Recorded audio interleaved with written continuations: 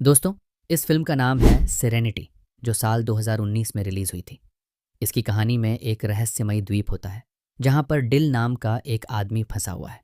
वो ये जानने की कोशिश करता है कि वह इस द्वीप पर आया कैसे और कब, क्योंकि यहाँ से बाहर जाने का कोई रास्ता नहीं था। समझने के लिए अंत तक जरूर देखें। फिल्म की कहानी शुरू होती है तो हम देखते हैं डील को, जो इस कहानी का मुख्य किरदार है। डिल के पास एक बोट है और उसे मछली पकड़ने का बहुत शौक है। डिल प्लाईमाउथ नामक एक द्वीप पर रहता है। पैसा कमाने के लिए अक्सर वह कुछ टूरिस्ट को मछली पकड़ने के लिए लेकर जाता। डिल उनके लिए रॉड सेट करता और टूरिस्ट खुद मछली पकड़ते, जिससे उन्हें बहुत खुशी होती थी। इसके बदले में डिल को कुछ पैसे मिलते थे। आज भी डिल और उसका साथी दो टूरिस्ट के साथ हैं जिन्होंने मछली पकड़ने के लिए पैसे दिए थे। लेकिन आज कुछ अलग होता है। जब मछली पास आई तो डिल अपने क्लाइंट को रॉड देने से इनकार कर देता है। असल में डिल काफ़ी समय से एक खास मछली को पकड़ने में लगा था और आज शायद वो मछली उसके हाथ आ जाती। रॉड न देने पर वो टूरिस्ट गुस्सा हो जाते हैं, मगर डिल उन्हें चाकू दिखाकर चुप कर देता है। बदकिस्मती से इतनी कोशिशों के बावजूद वो टूना मछली उसके हाथ नहीं आती। अब उन्हें इन टूरिस्ट को पैसे भी वापस देने थे। हालांकि डिल के लिए ये कोई बड़ी बात नहीं थी, लेकिन ड्यूक बहुत निराश था क्योंकि उसे अपनी पोती की यूनिवर्सिटी की फीस भरनी थी। डिल उससे वादा करता है कि वह उसे पैसे दे देगा। इसके बाद वह अपनी दोस्त डायना से मिलने गया। डायना उसे कुछ पैसे देती है जब वह उसके साथ समय बिताता है। डिल उससे उसके बेटे के बारे में पूछता है। उसे भी बोट्स और फिशिंग का बहुत शौक था। दरअसल डील चाहता था कि वह ड्यूक को जाने दे ताकि वह किसी ऐसी जगह काम कर सके जहां उसे अच्छे पैसे मिलें। इसके बाद वह एक बार में जाता है। बारटेंडर से बातचीत के दौरान हमें पता चलता है कि यहाँ के लोगों को एक दूसरे के बारे में छोटी से छोटी बात भी पता होती है। अब ऐसा क्यों है, ये हम आगे जानेंगे। बारटेंडर कहता है कि तुमने 4 बार उस मछली को पकड़ने की कोशिश की है, तुम्हें उसे कोई नाम देना चाहिए। तो डिल कहता है कि उसका नाम जस्टिस है। रात में वह ड्यूक को पैसे देने गया और बताता है कि कल हम दोबारा समुद्र में जाएंगे। ड्यूक पूछता है कि हमारे साथ कितने क्लाइंट्स जा रहे हैं, तो डील बताता है कि हम अकेले जाएंगे क्योंकि वह किसी भी हालत में उस मछली को पकड़ना चाहता था। ड्यूक को उसका फैसला सही नहीं लगता क्योंकि इसमें उनके पैसे लग रहे थे। रात को डील जब अपने घर में था तो उसे अपने बेटे की याद आती है, जो तलाक के बाद अब उसकी पत्नी के पास है। उसे भी अपने पिता की तरह फिशिंग का बहुत शौक था। अगले दिन वह ड्यूक के साथ बोट लेकर समुद्र में गया।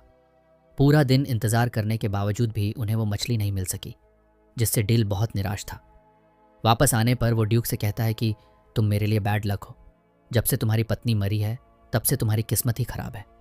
ये सुनकर ड्यूक को बहुत बुरा लगता है और वो गुस्से में अपना सामान लेकर वहां से चला जाता। लेकिन दरअसल डील ने यह जानबूझकर किया था ताकि ड्यूक कहीं और काम ढूंढ ले।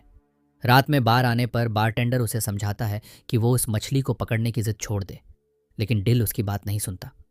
तभी उससे मिलने वहां कैरेन आती है, जो दरअसल डिल की एक्स वाइफ है। डिल जानता था कि वो यहाँ किसी मकसद से आई है।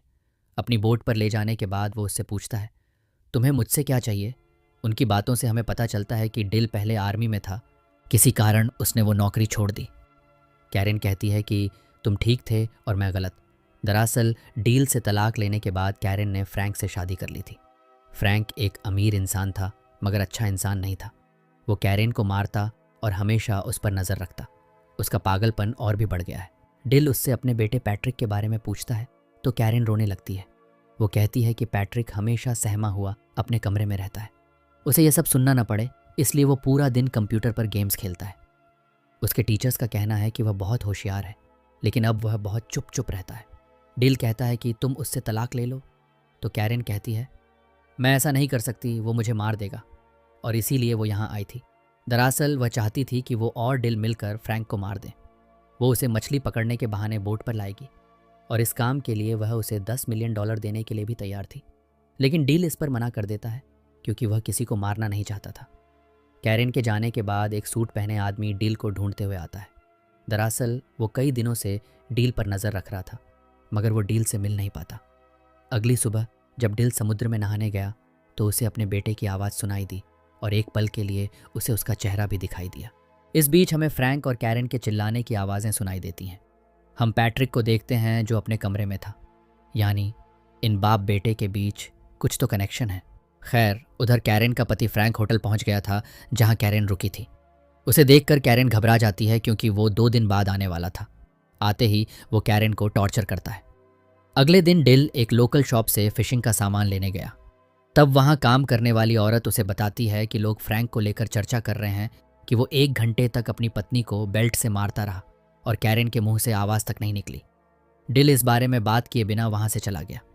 बोट के पास आने पर उसने देखा कि फ्रैंक कैरेन के साथ उसका इंतज़ार कर रहा था।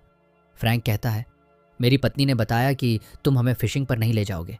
डिल कहता है, मैंने कुछ नियमों का उल्लंघन किया है, इसलिए मैं किसी को अकेले बोट पर नहीं ले जा सकता। फ्रैंक कहता है, इस छोटे से आइलैंड पर कानून पैसों के आगे हार जाता है, तो तुम इस बात की फिक्र मत करो। लेकिन डिल फिर भी इसके लिए नहीं मानता। तब फ्रैंक कहता है, हर आदमी की कोई कीमत होती है। मैं कल यहाँ आऊँगा और तुम मुझे फिशिंग पर ले जाओगे। इसके बाद वह वहाँ से जाने लगता है। इस बीच वही अनजान आदमी डील को ढूंढते हुए उसके पास आता है, लेकिन इस बार भी डील उसकी बात सुने बिना वहाँ से निकल जाता है। वो आदमी अपनी घड़ी देखकर कहता है, मैं 20 सेकंड लेट हो गया, कुछ तो गड़बड़ है। बाद में डिल एक मछली बेचने जाता है, जहाँ कार्लोस उसे बताता है कि तुम्हें कोई ढूंढ रहा था, लेकिन डिल को इसमें कोई दिलचस्पी नहीं होती। फिर वह डायना के बिल्ली को देने जाता है जो गुम हो गई थी। डायना कहती है, मैंने सुना कि कैरेन ने तुमसे मदद मांगी थी। तुम एक अच्छे इंसान हो, मुझे लगता है कि तुम्हें उसकी मदद करनी चाहिए। वहाँ से निकलने के बाद ड्यूक उससे मिलने आया। वह कहता है, फ्रैंक तुम्हें सिर्फ एक टूर के लिए $10,000 देने वाला है। मुझे अपनी पोती की फीस देनी है, तुम्हें उसकी ऑफर मान लेनी चाहिए। डिल कहता है, मैं तुम्हारी बात क्यों मानूं? तो ड्यूक कहता है, मैं जानता हूँ तुम ये सब क्यों कर रहे थे, लेकिन मुझे तुम्हारी रहम की ज़रूरत नहीं, मुझे तुम्हारी मदद चाहिए। अब ड्यूक की मदद करने के लिए डिल मान जाता है। बाद में कैरेन फिर से डिल से मिलने आती है। डिल कहता है, मैं उसे सिर्फ फिशिंग पर ले जाऊंगा, मैं उसे मारने वाला नहीं हूँ। तो कैरेन कहती है, वो मुझे और पैट्रिक को मार देगा। मैं जानती हूँ कि तुम उससे बात करते हो, वो अपने कंप्यूटर से तुम्हें सुन सकता है, तुम दोनों एक दूसरे से जुड़े हुए हो। डिल उसकी बात का कोई जवाब नहीं देता। खैर, बाद में जब वह और ड्यूक समुद्र में होते हैं तो डिल अपने दिल की बात कह देता है कि उसे यहाँ कुछ गड़बड़ लग रही है। फिशिंग के दौरान डिल फ्रैंक से पूछता है कि क्या उसके बच्चे हैं। तो फ्रैंक कहता है, मेरा एक सौतेला बेटा है, मैंने उससे दोस्ती करने की बहुत कोशिश की, लेकिन वो पूरा दिन अपने कंप्यूटर पर लगा रहता है। उसके मैथ्स टीचर कहते हैं कि वो जीनियस है, लेकिन वो पूरा दिन एक बेकार से गेम में लगा रहता है जिसमें एक आदमी पूरा दिन फिशिंग करता है। वो मुझे पसंद नहीं करता। डिल पूछता है, वो तुमसे इतनी नफरत क्यों करता है? तो फ्रैंक कहता है, मैं नहीं जानता, लेकिन एक दिन मैं उसे ही मार दूंगा। ये सुनकर डिल को गुस्सा आ जाता है, लेकिन इससे पहले कि वो कुछ करता, उनके हुक में एक बहुत बड़ी शार्क फंस जाती है और वो लोग उसे पकड़ने में लग गए। खैर, वापस आने के बाद डिल कहता है कि कल हम दोबारा से जाएंगे। कैरेन को मौका मिल जाता है बात करने का, इसलिए वो डील को फिर से ऑफर करती है कि वह फ्रैंक को मार दे। कैरेन कहती है कि पैट्रिक भी यही चाहता है। ये सुनकर डिल सोच में पड़ जाता है। ड्यूक ने भी उनकी बातें सुन ली थीं। वह डील से पूछता है, क्या तुम उन लोगों को जानते हो? तो डील कहता है, वो मेरी एक्स वाइफ है। आर्मी में नौकरी के दौरान मैं एक जंग पर गया था। वहाँ से लौटने के बाद मुझे पता चला कि वो फ्रैंक के पास जा चुकी है। ड्यूक उसे सलाह देता है कि हालात चाहे जैसे भी हों, उसे किसी को मारना नहीं चाहिए। रात को डिल कैरेन से मिला और अब वह इस बात के लिए राजी हुआ कि वह फ्रैंक को मारेगा। उसे बस पैसे चाहिए। वह ये सब प्यार व्यार के लिए नहीं कर रहा। जब डिल घर आया तो वही अनजान आदमी उससे मिलने आया था जिसे हमने फिल्म में कई बार देखा। खैर, वह एक डिवाइस लेकर आया था जिससे डिल उस ट्यूना मछली को पकड़ सकता है जिसे पकड़ने का सपना डिल बहुत समय से देख रहा है। और ये डिवाइस वह आदमी डील को मुफ्त में देने वाला था। उस आदमी के मुंह से निकल जाता है कि यही खेल का नियम है और मैं ही नियम हूँ। ये सुनकर डिल को अजीब लगता है और उस आदमी पर शक भी होता है, इसलिए वह उसे धमकाता है और पूछता है कि बता, तुम कौन हो? तब वह आदमी, जिसका नाम रीड है, बताता है कि असल में ये सब असली नहीं है, ये बस एक खेल है और खेल का नियम है कि यहाँ कोई मरेगा नहीं। तुम एक कैरेक्टर हो और तुम्हें उस ट्यूना मछली को पकड़ना है। डील को उसकी बातों पर विश्वास तो नहीं होता, मगर इस जगह को लेकर उसे हमेशा शक रहता था। उसे याद ही नहीं था कि वह कब यहाँ आया और कितने समय से यहाँ है। वैसे यहाँ दर्शक ये जान जाते हैं कि ये खेल शायद उसके बेटे ने ही डिज़ाइन किया है, मगर क्यों और किस लिए? रीड का कहना था कि पिछले कुछ दिनों से गेम में गड़बड़ है, यानी जिसने ये गेम बनाया है शायद वह चाहता है कि अब तुम उस आदमी फ्रैंक को मारो, मगर मेरे नियमों के मुताबिक इस द्वीप पर किसी को भी मारना मना है। इसलिए मैं तुम्हें नियम बताने आया हूँ और मुझे खुद भी नहीं पता कि जिसने ये गेम बनाया है वह नियम क्यों बदल रहा है। डील को उसकी बात बकवास लगती है। अगली सुबह डील ने महसूस किया कि वह अलार्म से पहले उठ नहीं पाता, जो इस बात की ओर इशारा करता है कि शायद सच में वह किसी गेम में है। हर जगह उसे बस एक ही बात सुनने को मिल रही थी, जाओ और उस मछली को पकड़ो। डिल याद करने की कोशिश करता है कि आखिर वह इस द्वीप पर आया क्यों और कब, मगर उसे अपने दिमाग में ऐसी कोई भी याद नहीं मिलती। वह अपनी गाड़ी में बैठकर काफ़ी आगे निकल जाता है और अब उसे महसूस होने लगता है कि यह सब सच नहीं है। वह खुद से बातें कर रहा था। तभी उससे मिलने डायना का बेटा सैमसन आता है। वह कहता है, आपको किसी की ज़रूरत थी, क्या मैं आपके साथ काम कर सकता हूँ? इस पर डील हंसने लगता है और कहता है, जब मैंने तुम्हें इस गेम से मांगा था तब तुम मुझे नहीं मिले और अब यह गेम मुझे सब कुछ दे रहा है। डिल वहाँ से चला गया। अपना शक दूर करने के लिए वह स्टोर के मालिक से कुछ सवाल पूछने लगा, मगर वह हमेशा बात को बदल देता है। फिर डिल फ़ोन करके ये पता करने की कोशिश करता है कि रीड असली है या नहीं। उसे जवाब मिला कि रीड असली है। सबसे तंग आकर डिल बार में गया ताकि वह ड्रिंक कर सके, लेकिन बारटेंडर भी उसे वही बात कहता है। वह कहता है, क्या आज तुम फिशिंग करने नहीं जा रहे? तुम्हें काम पर जाना चाहिए। टूरिस्ट्स को मत लेकर जाना, वे हमेशा तंग करते हैं। यानी गेम के नियम उसे फ्रैंक को न मारने के लिए कह रहे थे, लेकिन पैट्रिक के दिमाग में कुछ और ही चल रहा था। दूसरी तरफ दिखाया जाता है कि जब कैरेन की आंख खुली तो उसने फ्रैंक को बाथरूम में घायल पाया। पिछले रात 6 लोगों ने उसे मारा था। दरअसल यह काम ड्यूक का था। उसने ही फ्रैंक को मारने के लिए कुछ लोगों को पैसे दिए थे ताकि वह आज बोट पर ना आ सके। ड्यूक डील से कहता है, मैंने तुम्हारे लिए जो सही लगा मैंने वही किया। इस बात से डील को बहुत गुस्सा आता है। जख्मी होने के बावजूद कैरेन फ्रैंक को मना लेती है कि वह फिशिंग पर जाए। डिल समुद्र के किनारे निराश बैठा था। तभी रीड उसके पास आता है। डिल कहता है, मुझे कुछ भी समझ नहीं आ रहा कि मैं यहाँ क्यों हूँ। मेरी ज़िंदगी का मकसद क्या है? क्या मैं पागल हो चुका हूँ?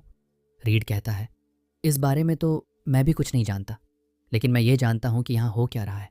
हम सब किसी का सपना है और हमारे बारे में सिर्फ वही जानता है जिसने हमें बनाया है, और शायद तुम जानते हो कि वो कौन है। तो डील कहता है, हाँ, वो एक छोटा बच्चा है जो एक अंधेरे कमरे में बैठकर हमें देख रहा है। उसका सौतेला बाप उसकी माँ को मारता रहता है। शायद इसी वजह से उसने ये गेम बनाया है, इस उम्मीद में कि शायद एक दिन वह अपने असली पिता को वापस ला सके और अपने सौतेले बाप को सबक सिखा सके। वो चाहता है कि मैं उसे इंसाफ दिलाऊं, इसीलिए मैं आज फ्रैंक को मारूंगा, चाहे कुछ भी हो जाए। इस पर रीड कहता है, अगर तुम यही चाहते हो तो मैं गेम के नियम तोड़ दूंगा। अगर हमारा निर्माता यही चाहता है तो तुम्हें ऐसा ही करना चाहिए। कैरेन फ्रैंक को बोट पर ले आती है। इस पर डिल भागकर अपनी बोट की तरफ जाता है। दरअसल पैट्रिक ने एक ऐसा गेम बनाया था जिसमें वह अपने पिता के साथ समय बिता सके, लेकिन जैसे जैसे उसके सौतेले बाप का टॉर्चर बढ़ता गया, पैट्रिक के दिल में उसे मारने की आग भी बढ़ती गई।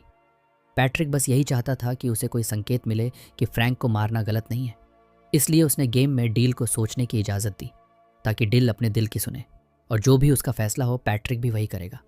यही वजह थी कि गेम उसे बार बार याद दिला रहा था कि उसे बस मछली को पकड़ना है, लेकिन डिल की सोच बदलने लगी थी।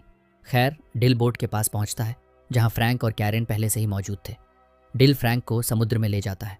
फ्रैंक की हालत पहले से ही बहुत ख़राब थी और कैरेन ने उसे नशे में भी रखा था। तभी उन्हें पता चलता है कि बोट पर सैमसन भी है जो उनके प्लान को बिगाड़ सकता था। लेकिन अंत में जब डिल ने रॉड फ्रैंक के हाथ में थमा दी तो शार्क उसे समुद्र में खींच लेती है और उसका अंत हो जाता है।